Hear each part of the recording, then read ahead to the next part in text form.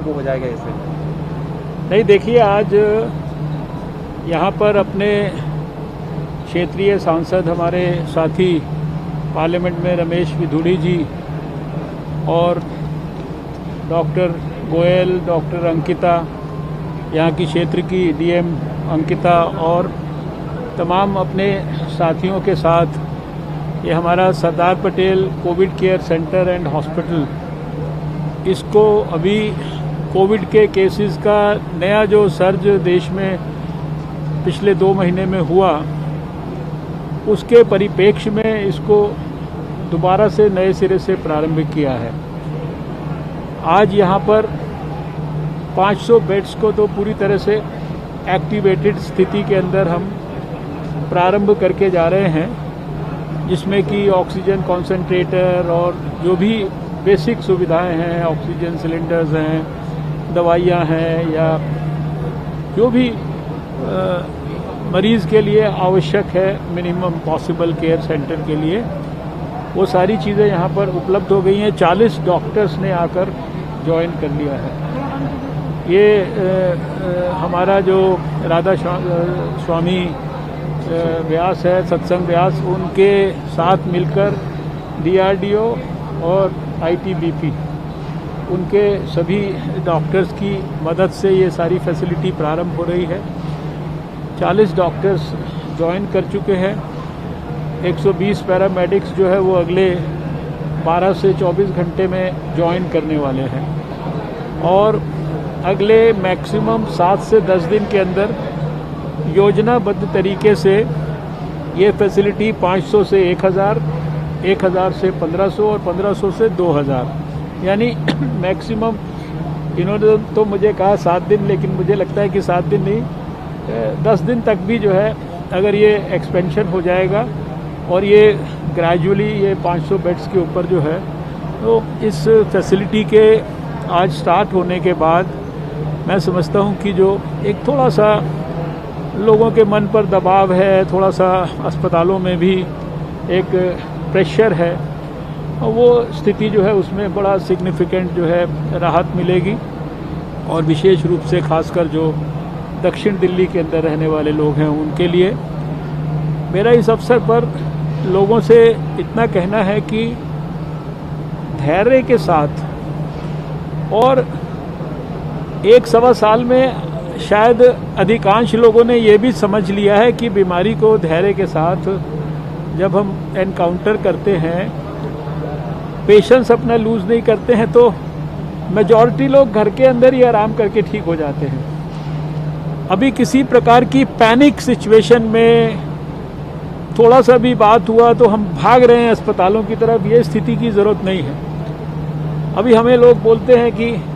मेरा अभी 98 था, 98 नहीं 96 हो गया है मेरा ऑक्सीजन सैचुरेशन, यानी मेरा फॉल कर रहा है, 96 नहीं 95 हो गया। इसको फॉल समझ के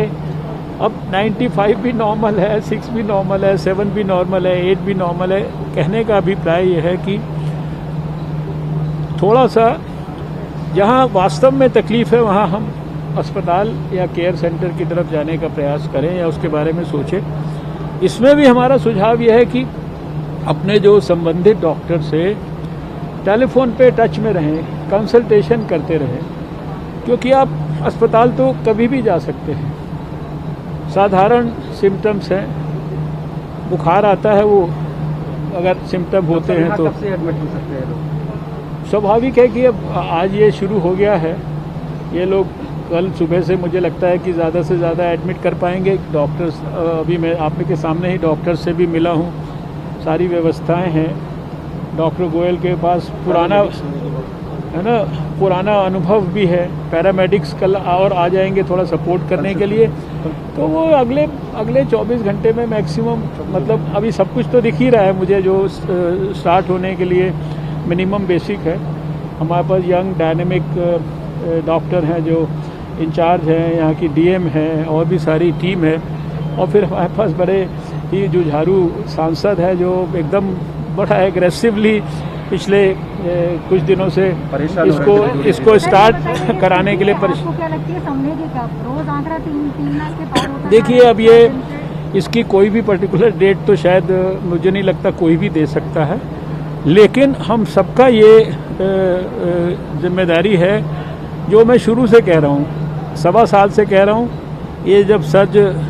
होना शुरू हुआ था तब भी मैंने कहा था, आज भी कह रहा हूँ कि जो सबसे इम्पॉर्टेंट हथियार हमारे हाथ में है वो हमारा कोविड एप्रोप्रिएट बिहेवियर है, और इसको किसी भी परिस्थिति में हम ना भूलें। 2 गज की दूरी, मास्क है ज़रूरी, और मास्क को भी ठीक से लगाना, और अपने हाथों को सैनिटाइज करके साबुन से हाथ धोते हुए रखना, और किसी भी कीमत पर पूरी कोशिश करें कि भीड़ भड़क्का, इस प्रकार की गैदरिंग्स तो ना होने दें, और ना उनमें हम स्वयं पार्टिसिपेट करें। ये प्रिकॉशंस अगर हम ठीक से लेंगे, अपने टर्न पर अपना वैक्सीनेशन जो है उसको कराते रहेंगे, तो हमारी जो एक तरह से प्रोटेक्टिव जो स्ट्रेंथ है अपने आप को कोविड के खिलाफ फाइट करने की, दोनों तरीके से वो स्ट्रेंथन होती जाएगी। डॉक्टर साहब, बहुत सारे हॉस्पिटल में बिना हर घंटे जो है कोई ना कोई हॉस्पिटल में ऑक्सीजन खत्म होती जाती है। और डेथ देखिए, अभी देखिए आप एक बात को समझ लीजिए कि भारत सरकार ने जो देश में प्रोडक्शन होता है ऑक्सीजन का, पर्याप्त प्रोडक्शन जितनी आवश्यकता है उसके हिसाब से कई बार आंकड़े दिए जा चुके हैं, उसके हिसाब से सारे स्टेट्स को भी अलॉट किया जा चुका है उनका कोटा। दिल्ली को भी जितना कोटा उन्होंने शायद मांगा होगा उससे ज़्यादा कोटा उनको अलॉट किया जा चुका है, और उसको औपचारिक तौर पर दिल्ली के मुख्यमंत्री ने प्रधानमंत्री जी को थैंक यू तक बोला है। शुरू में दिल्ली के मुख्यमंत्री ने कहा कि हमारा जो दिल्ली का कोटा है उसको दिल्ली में लाने के लिए हमें ट्रांसपोर्टेशन की दिक्कत हो रही है, तो भारत सरकार ने सुनिश्चित किया कि अनहिंडर्ड ट्रांसपोर्टेशन उनको हो। भारत सरकार ने कानून के अंदर भी नोटिफिकेशंस किए कि कहीं कोई रुकावट करता है तो उसके खिलाफ सख्त से सख्त एक्सट्रीम कार्रवाई होगी।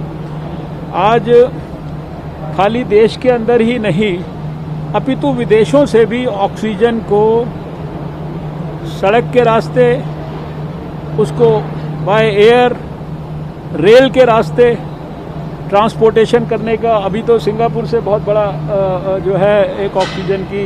समझ लीजिए कि फैसिलिटी जो है ऑक्सीजन के साथ जो है वो भारत में आ रही है, और इसके अलावा जर्मनी से, दूसरे देशों से अभी 50,000 मेट्रिक टन के लिए अंतर्राष्ट्रीय टेंडर्स हम लोगों ने किए हुए हैं। कानून के अंदर जितने मैक्सिमम परिवर्तन किए जा सकते थे,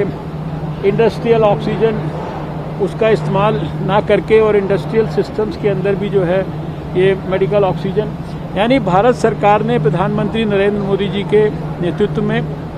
कोई किसी भी किस्म की कमी नहीं छोड़ी है। अब देखिए, समझने की वही आपको समझा रहा हूँ ना। अब दिल्ली के अंदर मान लीजिए कहीं दिल्ली को जो ऑक्सीजन उनकी रिक्वायरमेंट के हिसाब से, उनकी अपनी एक्सेप्टेंस के हिसाब से जितनी आवश्यकता से ज़्यादा भारत सरकार दे रही है। अब आपको अपना कोटा अपने सिस्टम में लाकर और उसको रेशनल तरीके से, समयबद्ध तरीके से लोगों को डिस्ट्रीब्यूट करना, ये जो फाइन प्लानिंग है ये तो सरकार को, स्टेट गवर्नमेंट को ही करनी पड़ेगी ना। ये भारत सरकार तो सारी सुविधाएं आपके लिए उपलब्ध करा सकती है। अब देखिए, मैं किसी किस्म के पॉलिटिकल स्टेटमेंट वगैरह में नहीं मैं पढ़ना चाहता। मैंने आपके सामने सारे फैक्ट्स को रखे हैं, और इसके ऊपर जितने सपोर्टिव स्टेप्स हो सकते हैं। आज प्रधानमंत्री जी ने स्वयं मीटिंग करके जितने ऑक्सीजन से रिलेटेड चीज़ें हैं, ऑक्सीजन से रिलेटेड इक्विपमेंट्स हैं, अभी जैसे आपने यहाँ देखा ऑक्सीजन कॉन्सेंट्रेटर्स ही हैं, दूसरी चीज़ें हैं, जितने आईसीयू से रिलेटेड इक्विपमेंट्स हैं,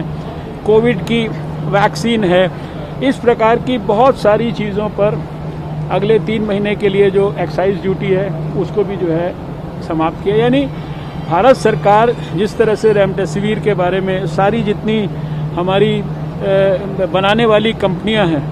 उनको उनका प्रोडक्शन रैंप अप करने के लिए, रेमडेसिविर की कालाबाजारी जो लोग कर रहे हैं, होर्डिंग कर रहे हैं, उनके खिलाफ सख्त से सख्त ड्रग कंट्रोलर्स के थ्रू कार्रवाई करने के लिए, और कंपनियों को 7 बड़ी कंपनियों के साथ मिलके रेमडेसिविर प्रोडक्शन करने के लिए लाइसेंस देने की, यानी हर स्तर पे काम हो रहा है। और फिर इसके अंदर भी रेमडेसिविर जैसी जो दवाइयाँ हैं जिनकी रेशनल यूज़ बहुत ज़रूरी है।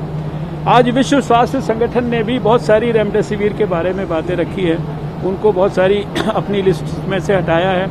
तो डॉक्टर्स के लिए भी हमारे बड़े बड़े जो विद्वान डॉक्टर्स हैं वो अपील कर रहे हैं कि जहां आवश्यकता है उसका सिलेक्शन सही स्थान पर करिए, सही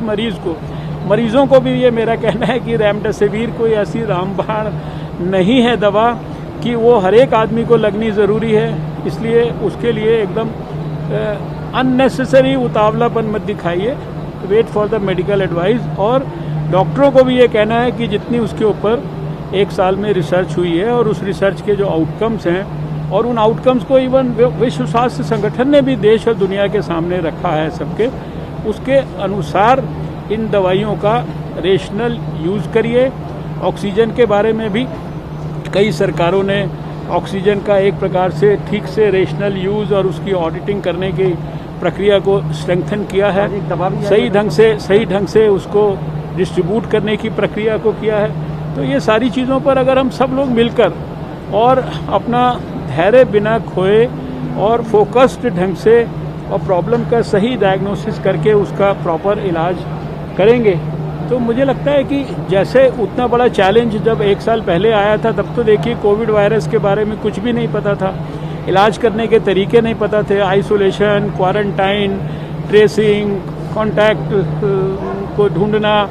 और ट्रैकिंग करना, ये सारी बातें हम लोगों ने साल भर में सीखी हैं। आज हम 17 लाख टेस्ट यानी 17.5 लाख टेस्ट एक दिन में कर रहे हैं। 2,500 के करीब हमारी लेबॉर्ट्रीज़ की संख्या पहुंच गई है। आप कल्पना करो साल भर पहले हमारी जब मैं यहाँ आया था उस समय हम किस स्थिति में थे और आज देश किस तरह की स्थिति में है। आज कहीं कोई देश में ये नहीं कहता कि मेरे को N95 मास्क उपलब्ध नहीं है, PPE किट किसी डॉक्टर को अस्पताल में कोई शॉर्टेज है उसका। आज वेंटिलेटर्स अभी भी हम लोग सरकारों को कह रहे हैं आप बताइए कितने और वेंटिलेटर चाहिए। अभी भी हमने कई हज़ार वेंटिलेटर्स जो है पिछले दिनों के अंदर